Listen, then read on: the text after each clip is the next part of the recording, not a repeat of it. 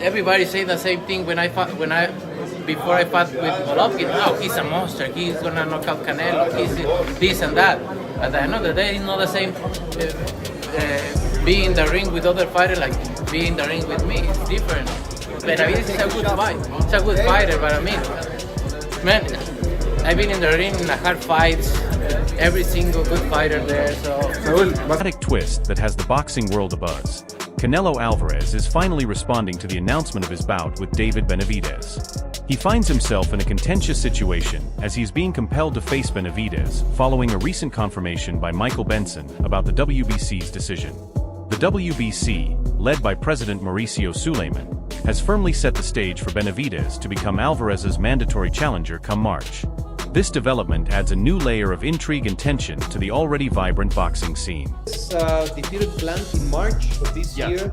Yeah. So his date for mandatory position is March 2024.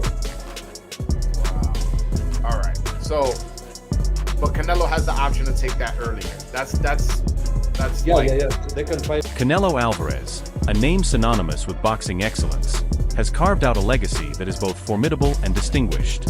However, the path ahead seems to be veering towards an unavoidable clash with David Benavidez, a boxer whose prowess and ambition mirror those of a young Alvarez.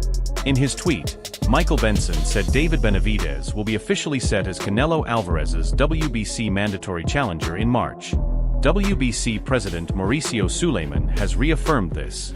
Suleiman has not clarified when the fight will be ordered, but indicated Canelo will be free to face another opponent in May. As you can see, it appears that the moment everyone has been eagerly awaiting might finally arrive, as Canelo gears up to deliver the long-awaited fight that has stirred up immense excitement among enthusiasts. In a declaration last year, Mauricio Suleiman, the president of the WBC, asserted that should David Benavidez triumph over Demetrius Andrade, he would secure the position as Alvarez's mandatory challenger. With the recent announcement from the WBC, the pressure mounts for Alvarez to grant Benavidez an opportunity to contend for the coveted undisputed super middleweight title. Fascinatingly, up until very recently, multiple sources indicated that Alvarez's next opponent would likely be Jermall Charlo. However, a recent statement from WBC President Mauricio Suleiman could potentially alter the trajectory of speculation surrounding Canelo's upcoming challenger. Suleiman recognized that a bout between Benavidez and Canelo would represent the next logical step. I saw a headline that said that we know David Benavidez has been campaigning to get an opportunity to fight Canelo Alvarez. I saw a headline that stated that Canelo Alvarez is going to be mandated should he be victorious this Saturday. Obviously, that's putting the carriage before the horse. But if he's victorious this Saturday, does the winner of this fight inherit David Benavidez as a mandatory challenger? Benavidez is the mandatory for the WBC, and the date for mandatory is March.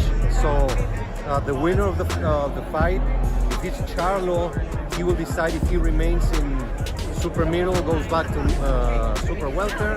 But I just concentrate. Over, Suleiman confirmed the possibility of Benavidez as mandatory getting a chance against Canelo Alvarez, stating, "Yes, it's very possible."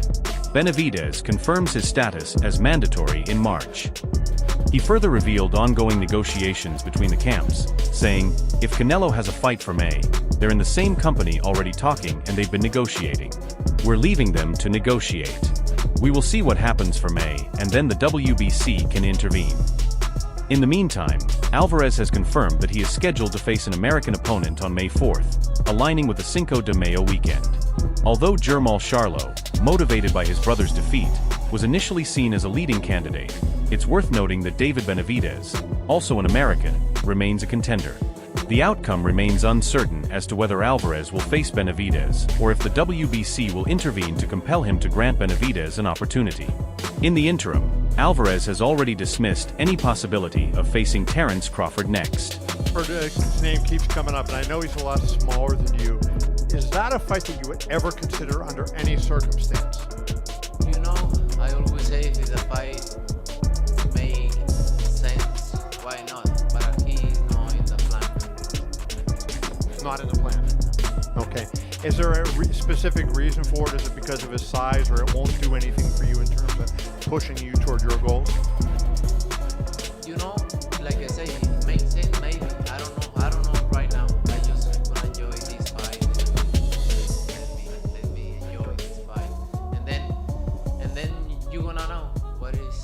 Imagine the spectacle if Alvarez and Terence Crawford were to engage in a pound-for-pound showdown.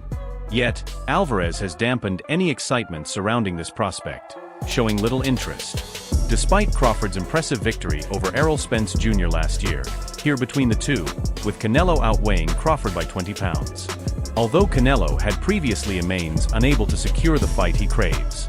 It's worth considering the significant size gap suggested the possibility of facing an American opponent for his May 4th bout in Las Vegas. He has now firmly eliminated Crawford from consideration. When questioned directly by Box Azteca, Canelo responded with a simple no. Financial incentives don't appear to be a driving factor for Canelo either. While he recognizes the potential for a lucrative matchup, he deems the criticism he would face for fighting Crawford as not worth the trouble. Canelo said, "They're going to criticize me anyway. I have nothing to gain and everything to lose. If I beat him, everyone will say he was too small." Nevertheless, the fighter from Guadalajara will be stepping into the ring on Cinco de Mayo weekend. This indicates that his next fight is scheduled for May 4th, 2024. The fight will take place in Las Vegas, with potential venues being the T-Mobile Arena and MGM Grand. Meanwhile, after his victory over Charlo, Canelo was asked about his next opponent and replied bluntly, "I don't fucking care." On the other hand, Benavidez has openly challenged Canelo to a showdown for the undisputed status at 168 pounds.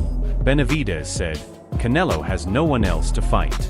If he wants to give me the fight today, tomorrow, or whenever he wants, I'll be here. My work is not yet complete. If Canelo doesn't want to, I'll beat everyone else. I'll keep fighting. It's a deep division." However, it seems that the Mexican has opted for a different opponent.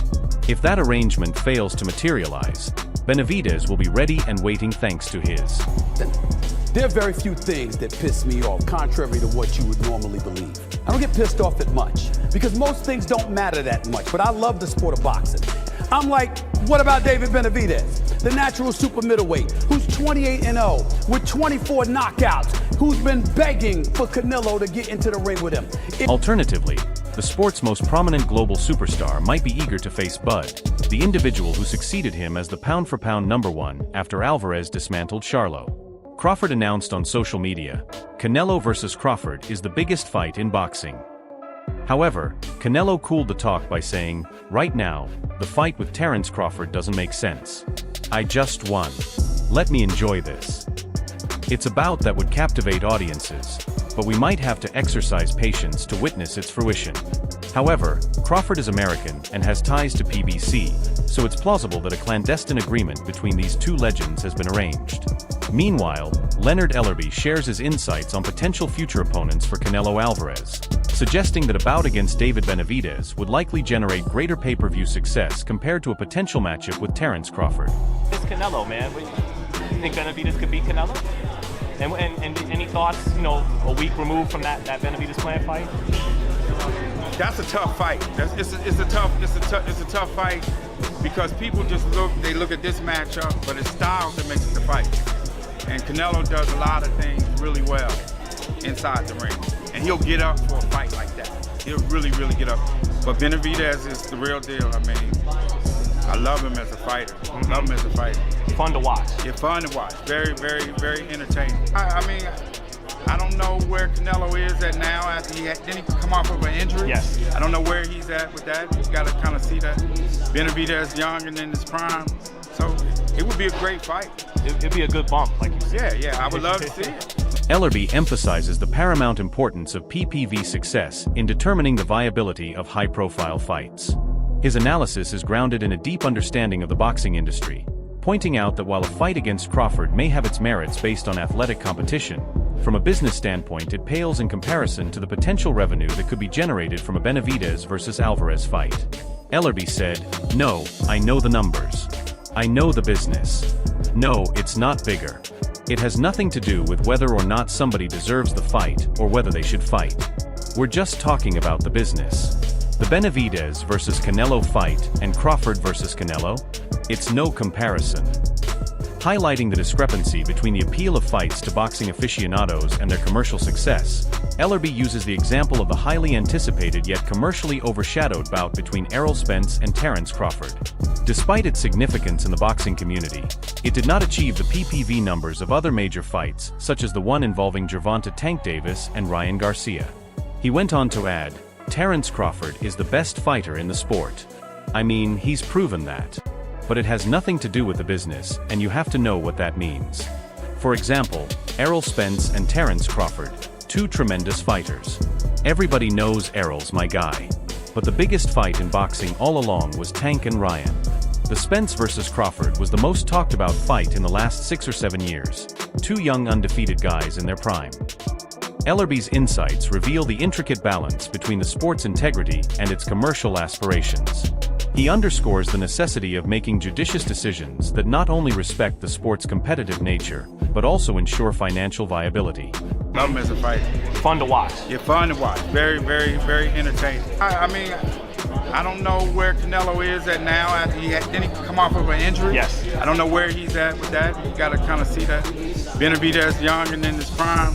So it would be a great fight. It'd be a good bump, like you said. Yeah, I would love to see it. See that fight, Benavidez Canelo, and many people want to see the fight. I don't know what's going to happen in the future. Hey, and how does it feel to be in the Hall of Fame, man? How does it feel to be? I feel great. After the many years of career. Yes. This is the last step to get the International Boxing Hall of Fame. I feel great. I feel very happy. Let me ask both. Do y'all feel like? Let me ask both of y'all. Do y'all feel like Canelo? Do y'all dislike that statement about not fighting Mexican fighters? Yeah, I mean, I feel like because there's a lot of great Mexican fighters, you know, that Canelo can make the fight happen. You know, I feel like it feels such for the Mexican people, bro. Why not all break bread? He says, why not? Let's make a big fight happen. We all get paid, and you know, we put on for Mexico. Many Mexican people want to see the fight Canelo Benavidez. I don't know. The people want to see the people that I don't know. The promoters needs to make the fight.